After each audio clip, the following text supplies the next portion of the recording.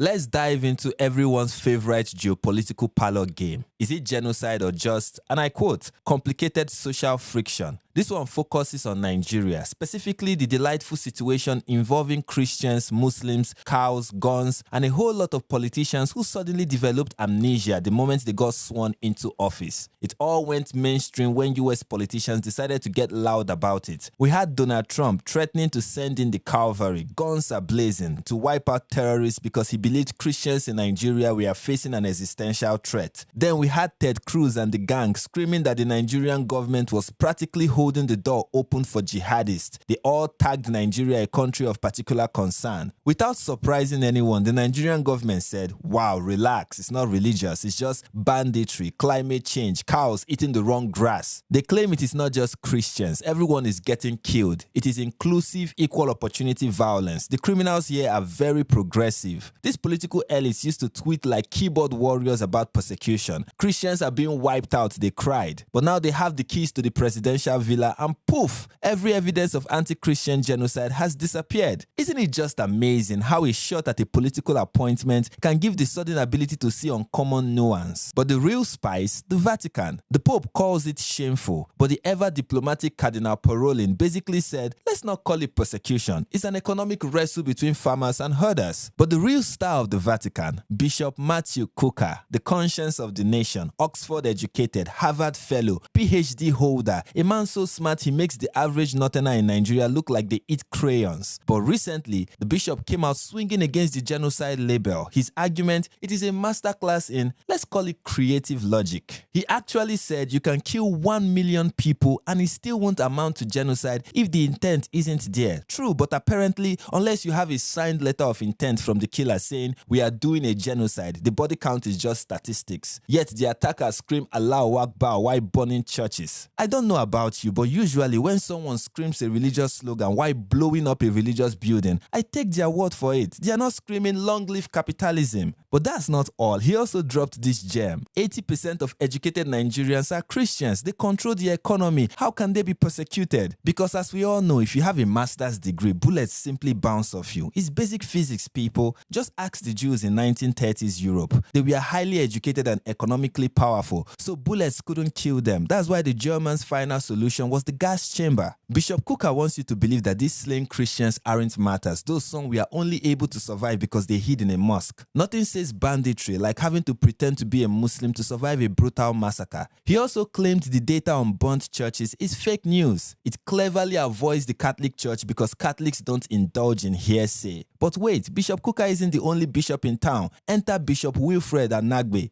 Bishop Wilfred went to the US Congress in 2025 and dropped the hammer using words like organized, systematic, brutal cleansing. He asked a simple question to the Bishop Cookers of the world. Show me the stats. How many imams were kidnapped versus priests? How many mosques were burnt versus churches? I wonder if this qualifies as a Catholic indulging in hearsay. Yet while the bishop testified that his people were being wiped out, the Nigerian government told him to watch his words and he faced threat of arrest. And that's how you know the Nigerian government is totally innocent, right? But why is Bishop Cooker, the conscience of the nation, sounding a lot more like the press secretary of the nation? I mean, in 2020, he called Nigeria a failed state. He described the security crisis as a genocide. He even said the only difference between the president and the terrorists is that one of them uses a bomb. My goodness, Bishop, take it easy. But now in 2025, our bishop is saying, hey, America, don't sanction us. It's not genocide. What changed? Did the killing stop? No. Did the terrorists retire? No. But in March 2025, President Tinubu appointed Bishop Cooker